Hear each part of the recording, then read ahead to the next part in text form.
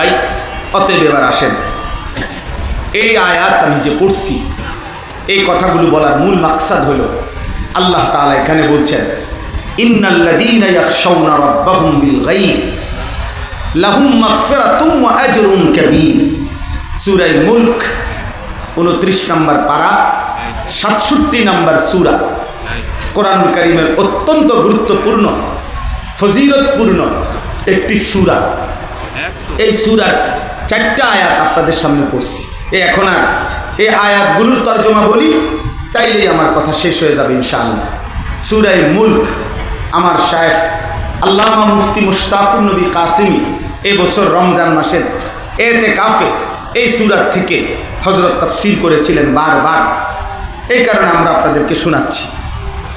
তো বলতেছেন আল্লাহ তাআলা এই সূরা মুলক, এই সূরার একটা ফজিলত হলো, এই সূরা আল্লাহ নবী সাল্লাল্লাহু আলাইহি সাল্লাম বলেছেন, যে ব্যক্তি 30 আয়াত বিশিষ্ট এই সূরাটি নিয়মিত পড়বে, আল্লাহ তাআলা তাকে নিশ্চিত কবরের আযাব থেকে রক্ষা করবে।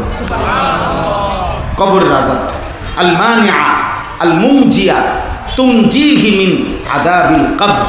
নবীজি বলছেন এই সূরাটি বাধা দানকারী, রক্ষাকারী, প্রত্যেক ব্যক্তিকে, তেলাওয়াতকারীকে কবরের আযাব থেকে রক্ষা করবে। এই সূরা মুলক কোন সূরা বলেন? সূরা মুলক। নবীজি বলছেন শাফাআত লিসাহিবিহা হাত্তা গুফিরা লা। এই সূরাটি যে নিয়মিত পড়বে, কিয়ামতের দিন এই সূরাটি আল্লাহর নিকট ওই ব্যক্তির জন্য এই পরিমাণ সুপারিশ করবে যে আল্লাহ এই সূরার সুপারিশে ওই ব্যক্তিকে মাফ করে দিবেন। খাসামাত আন সাহিবিহা হাত্তা আদখালাতহুল জান্নাহ। আরেক হাদিসে নবীজি বলছেন কিয়ামতের দিন এই সূরাটি তেলাওয়াতকারীর পক্ষে ফেরেশতাদের সাথে ঝগড়া করবে। ফেরেশতারা বলবে তাকে জাহান্নামে নেব, আর এই সূরা বলবে না, আমি জাহান্নামে নিতে দেব না, কারণ সে আমাকে নিয়মিত পড়তো।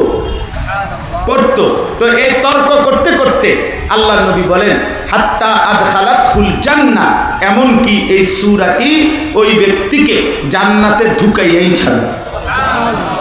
এই সূরা মুলক কোন সূরা বলেন? রাসূলুল্লাহ সাল্লাল্লাহু আলাইহি ওয়াসাল্লাম বলেছেন লা ওয়াদিতু আন্না হাদিহি সূরা ফি কলবি কুল্লি মুমিন। আমার আশা, নবীজি বলেন আমার উম্মতের প্রত্যেকটা মুমিনের কলিজায়, অন্তরে এই সূরাটি থাকুক। মানে আমার প্রতিটা উম্মত ঈমানদার যেন এই সূরাটি পড়ে, তাহলে সে কবরের আযাব থেকে রক্ষা পাবে। এজন্য হযরত আব্দুল্লাহ ইবনে আব্বাস রাদিয়াল্লাহু তাআলা আনহুমা তিনি তাফসীরে আছে, কাউকে যদি উপদেশ দিতেন, নসিহত করতেন, তো এটাও বলতেন তুমি তোমার সন্তান, পরিবার, তোমার স্বজন, তাদেরকে সূরা মুলক শেখাবে। আল্লিম সিবিয়ানাকা ওয়া আওলাদাকা ওয়া জিরানাকা ওয়া আসদিকাআকা সূরাতুল মুলক। এই সূরা তুমি শেখাবে। কেন? এই সূরা তোমার গোটা ফ্যামিলি আযাব থেকে রক্ষা করবে। আল্লাহ আমাদেরকে তৌফিক দান করুন।